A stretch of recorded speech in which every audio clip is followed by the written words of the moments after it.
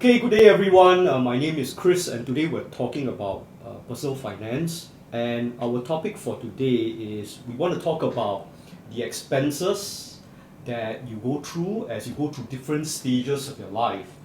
And I have Cheng here, who is going to join me, and we are going to go through and share with you some of our personal experiences.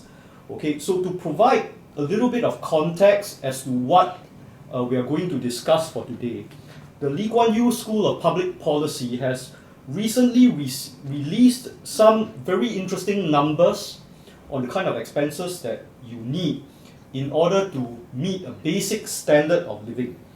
And towards that end, on the 9th of October on the Straits Times, the Lee Kuan Yew School of Public Policy basically said that a family of 4, a married couple, a child, and a teenager would require $6,426 a month.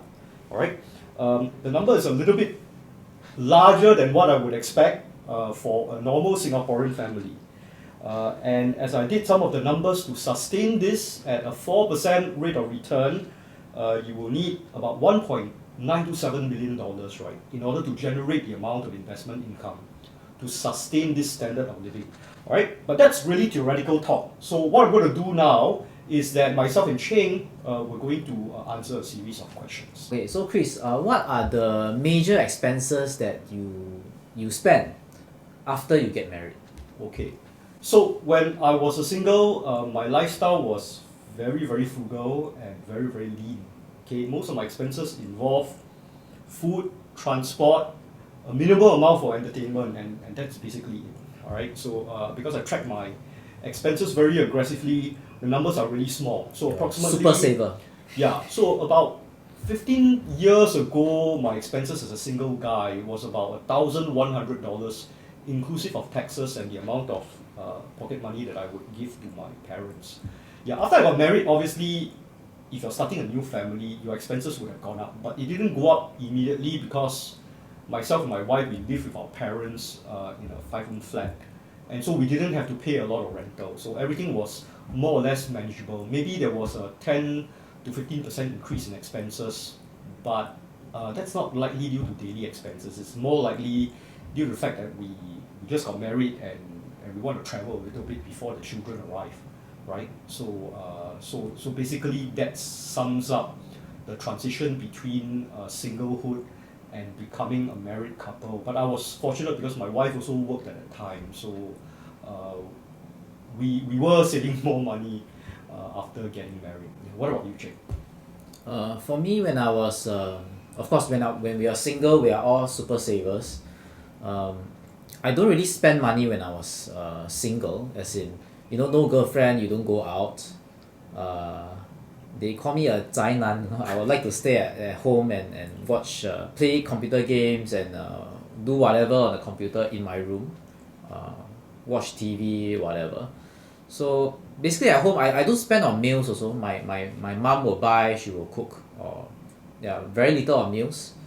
Entertainment, not much entertainment, all in the computer. Still what?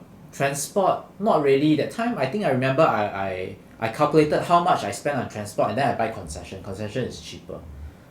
So, and what else? No housing, don't have to pay any rent or whatever. No car, no transport. Yeah, basically you save almost everything. Yeah. Regarding now, yeah, of course, after you got married, you have a house, you spend on your mortgages. Afterwards, as we earn more, we make more, we buy a car, we have a car. And of course we have a dog also, me and my wife and a dog, and the dog is about 1,000 a month. I mean, it really depends on how much you want to spend on the dog actually. His food, his doggy daycare, just for the dog to have a better quality of life. I think you spend more on your dog than what I spend on my son. That one cannot compare. My dog is a celebrity dog. Okay. My son's got his YouTube channel. Oh, YouTube channel. Okay, good. So how many views? Never mind, it's okay.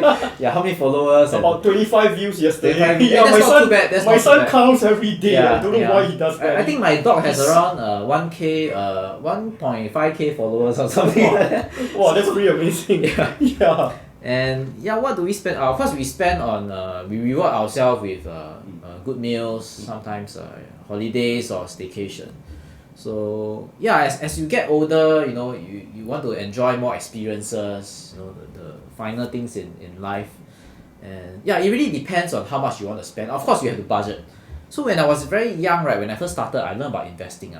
Yeah, I would think that every $1, every $1 that I save today and I reinvest, I'll be able to make 20 or 30% in the next in the next year or after. So if I were to compound at 20%, every $1 will give me about will almost double in 3 years or 4 years. So that's how I think about my money.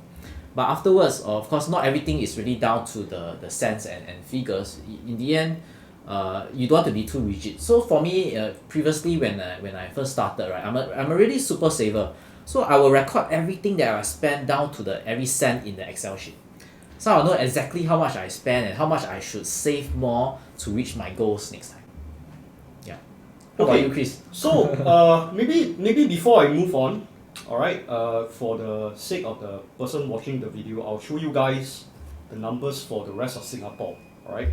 So based on the same study in 2021, if you are a single person living alone, age 55, the amount that you need to be able to get a basic standard of living, according to academics, $1,773. All right.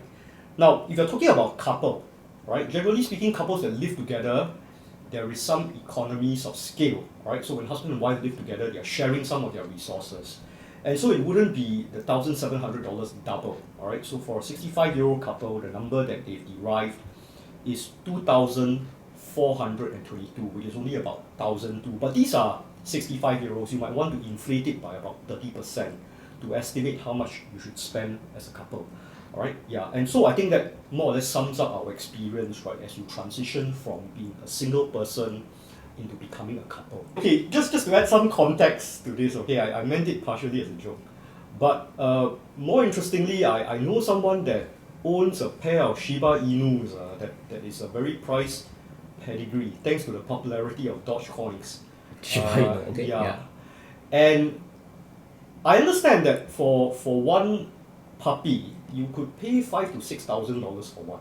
It's more now, even more now. Yeah. Even more now. And I think when my kids were born, I remember that a birth with an epidural, you spend about more or less the same amount of money.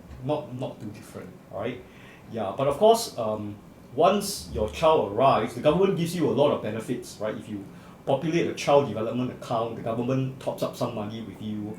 And then for me, my son is my second child, so I have a $10,000 worth of tax credits, right, that I could claim subsequently after my son is born. So because of this, the price of having a child is greatly defrayed, all right, which you will not get if you have a dog. So yeah, definitely. Yeah, you can share with me your experiences. How much the government doesn't give grants, and if you were to buy a dog, I think now because of COVID and all that, it's very hard to transport in dogs from overseas. I think it will cost up to even 5 digits for some popular breeds. But for me, my dog is adopted, so you just have to pay a small adoption fee, like $300. And of course, for the dog, it depends on how much you want to spend on the dog. So we spend about 200 plus on food, on raw meat that we are feeding.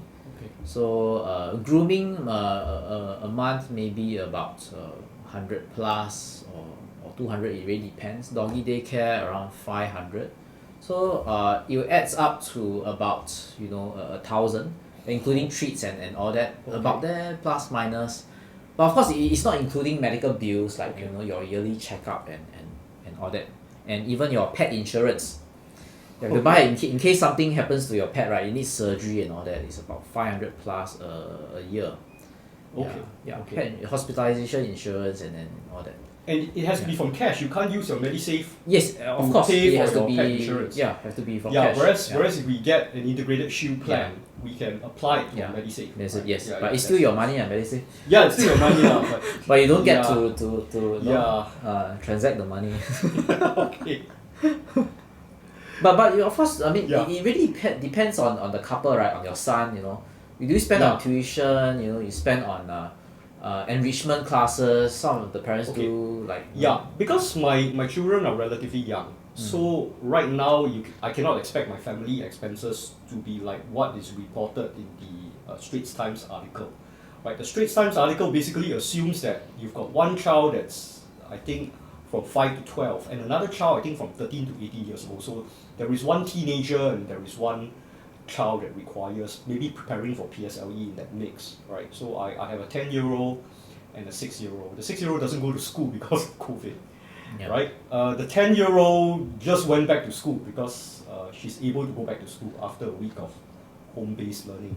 So the amount that we spend is really very minimal. They don't require tuition yet, although I'm preparing for the eventual need for tuition, right? Like many kiasu parents. Yeah. But right now, we're still not there yet. Yeah, because my wife can cope, right? And I think I can cope with the maths problems, even the PSLE problems. So I think it's fine. Yeah. But in the future, we might get to the point where we spend thousands of dollars on tuition every month, but maybe who knows? Maybe there'll be regulatory changes. Yeah, we hope that. We hope that it like those in China. Yeah, like those in China, you know, which will be welcomed by many parents. No, then they'll go underground. Yeah, they can go underground. They can go underground, but most, I mean, if you can do something about the arms race between parents and all that, some will go underground, but the most government is unlikely to do it. most Singapore. yeah, but the tuition agency generates billions of dollars in GDP every year, of course. as well as taxes for the government. So it's so very difficult to to very difficult to curtail it. Yeah. So I think based on my experience, the costs do not come immediately. So a lot of singles are afraid of having children because they say that it costs $1 million to raise a child, right? Put them through university. But I think that's very alarmist because you're not slapped with $1 million fine whenever you have a child. The child takes some time to grow, and you can spend some time. There is an adequate number of years for you to prepare for the eventuality, right? So I think it's, to me at least, I think it's not something that I think young people should be really concerned about. I definitely don't walk around every day in Orchard Road when I was a single guy thinking about how expensive it is to raise a child, even though I notice a lot of young people, millennials and Gen Z, they are concerned about it. So yeah. Okay. So the next question is, are there any advice for singles or married couples? I would say you go through a phase whereby you're single. It really depends on your, actually a lot depends on your family background. If your family is quite well off, you won't be thinking of you need to save every cent, or you need to save up for retirement and all that. If you know that your parents are actually quite well off and they can give you a good head start in the future. So of course, for me, from very young, I think from 16, 17-year-old, I thought about personal finance and how I can compound my money faster so that I can retire even earlier. Right. So for me, what really shapes me is how my parents deal with money. So they are also savers, but the thing is they don't invest. So I was thinking, can I do even better? I will save and I will invest. And of course, when I was young, I didn't regret saving this money and investing all this money, because up until when you're in your mid-20s or in your 30s, like before you get married or that, you have a good sum of money to tap into for you when you get married and to pay for all these expenses. Alright, so of course afterwards when you got married and all that, and hopefully that you can earn a higher salary in order to afford all these expenses, and at the same time you can continue to save and invest. So it's still all about saving and investing and spending within your means. That is what is most important. Chris, what about you? Okay, so I think the most important thing for a young single person right now is to begin investing, right? If you can set aside a sum of money, it doesn't really matter what you invest in, right? But the important thing is that you start.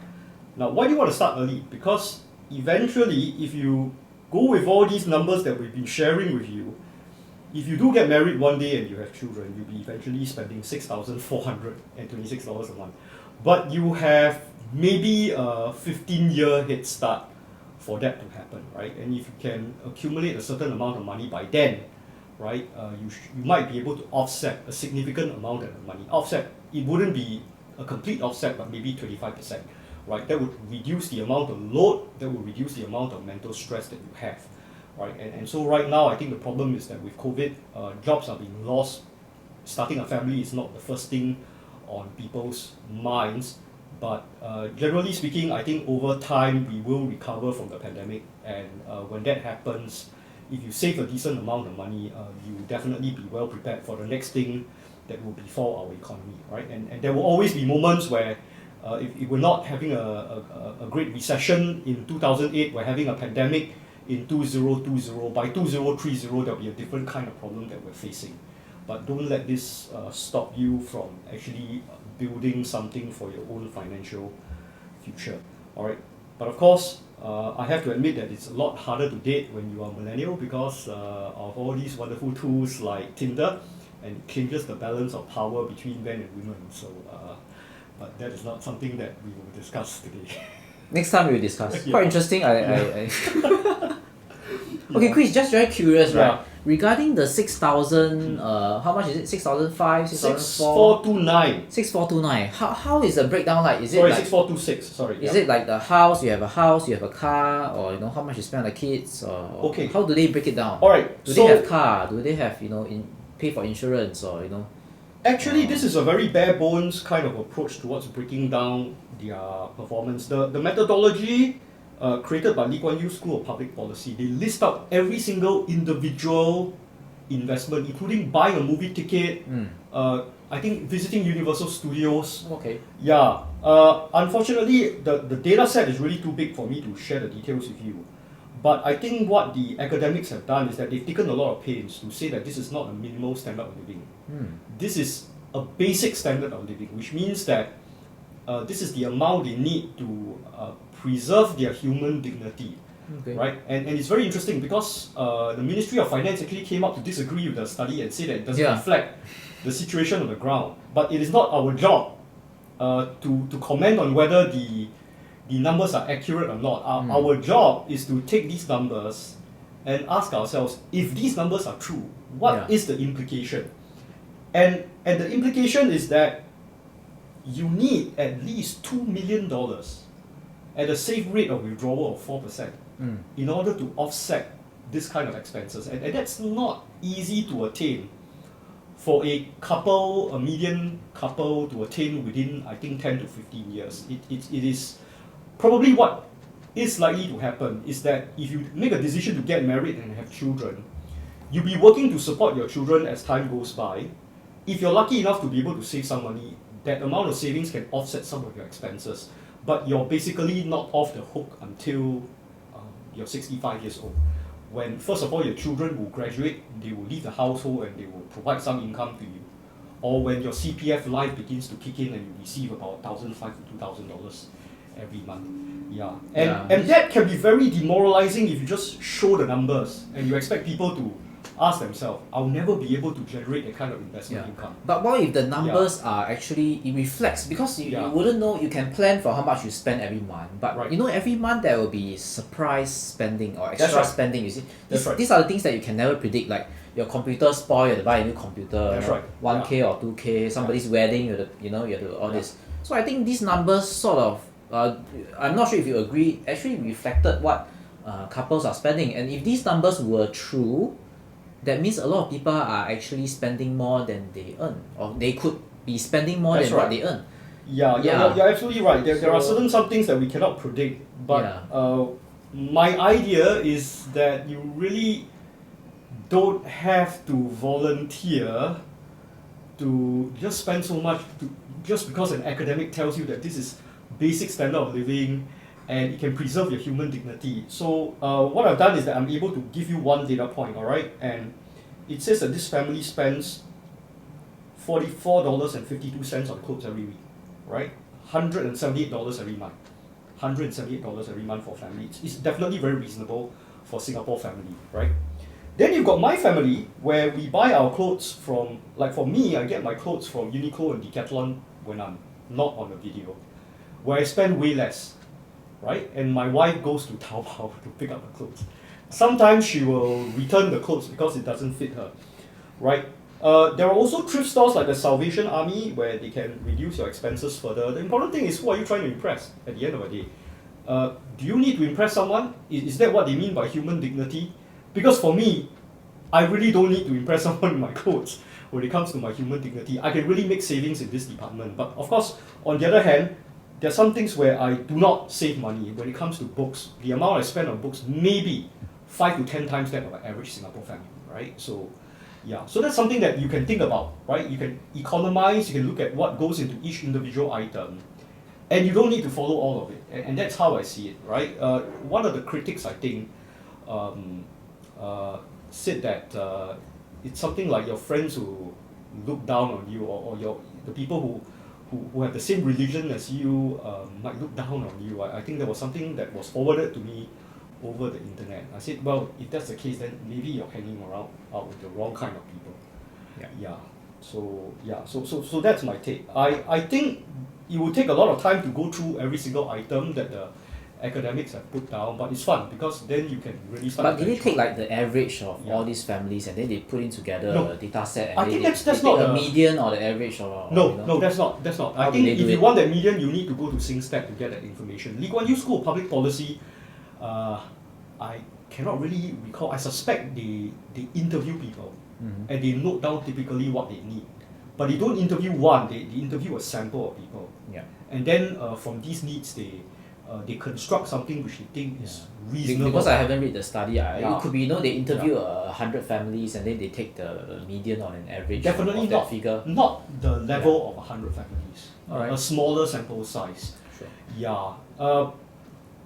There will never be a consensus as to whether the numbers. And it also depends accurate. on which neighborhood did they interview in. Is it the Bukit Timah neighborhood? Exactly. Is it in the west or in the east? Is Yeah, it the in difference north? will be very big. Yeah, the difference will be big because of the demographics and all that. So it is still questionable. Yeah. I mean, what MAS says is not totally untrue. Yeah, but right? I wish they didn't interview me because I would definitely skew the numbers downwards. Let's go to that. Yeah. Okay, in conclusion, this is a very good chat, Cheng. Thank you very much. Thank you. Alright, I think to summarize what we've said today, as you go through your different stages in your life, there will be moments later on where you find that your expenses might be higher than what you can envision as a single person. The solution is to actually begin working on it right now while you're single.